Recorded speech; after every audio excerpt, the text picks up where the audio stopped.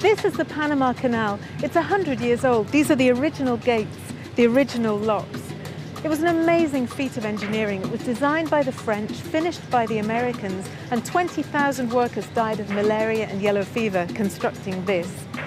Every day, 40 ships go through these locks.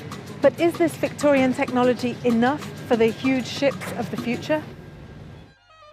Today, the Panama Canal accounts for 3% of the world's $9 trillion shipping trade.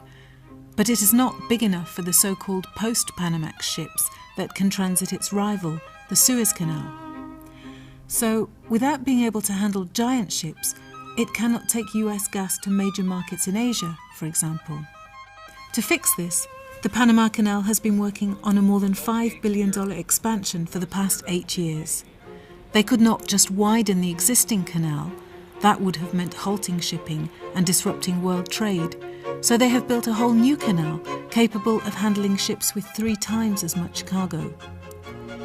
If the original canal was a monster feat of engineering a century ago, the expansion has been mind-boggling. The new locks alone have used as much steel as 22 Eiffel Towers.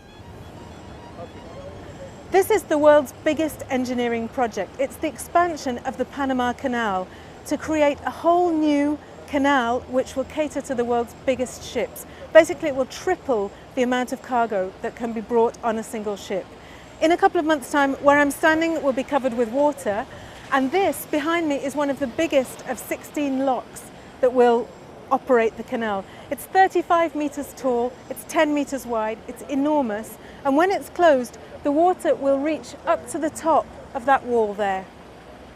Well, this is a huge project, and the quantities of course are huge in all what we do, and it's 5 million cubic meters of concrete, is 50 million cubic meters of earth moving.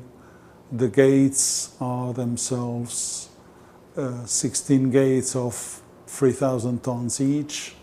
So all the size of the canal has been extraordinary. Not surprisingly, there have been problems. The work ran over budget, and there was a high-profile row over who should pay.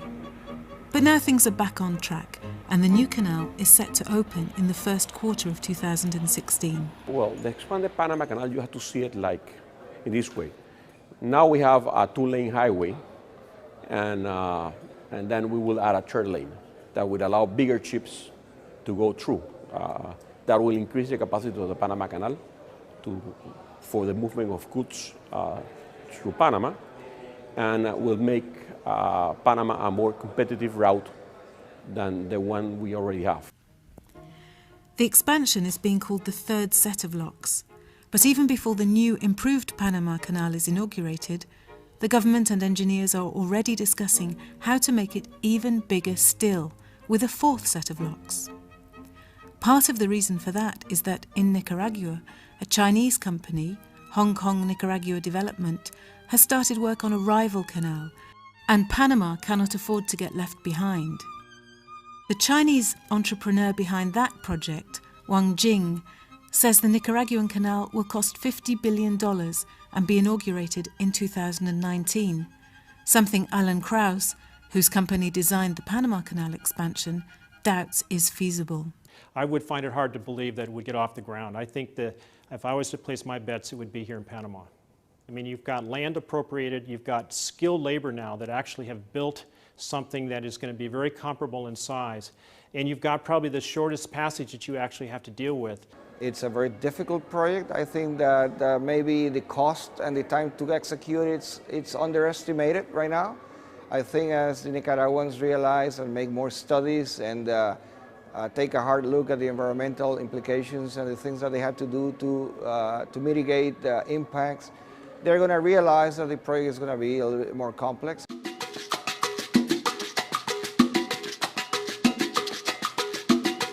For a century now, Panama has built an entire economy on being a logistical hub, with the canal at its centre.